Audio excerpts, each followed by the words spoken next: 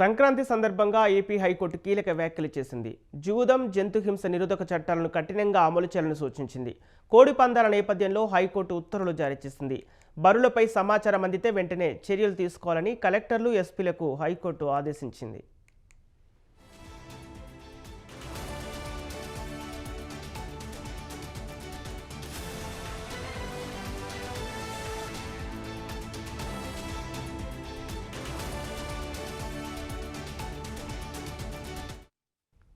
సంక్రాంతి సందర్భంగా కోడి పందాల నిర్వహణ నేపథ్యంలో జంతుహింస నిరోధక చట్టం 1960, ఏపీ జూద నిరోధక చట్టాలను కఠినంగా అమలు చేయాలని ధర్మాసనం గతంలో ఇచ్చిన ఆదేశాలకు అనుగుణంగా చర్యలు తీసుకోవాలని సూచించింది. అన్ని జిల్లాల కలెక్టర్లకు, ముఖ్యంగా తూర్పు గోదావరి, పశ్చిమ గోదావరి, కృష్ణా, గుంటూరు జిల్లాల కలెక్టర్లను హైకోర్టు ఆదేశించింది.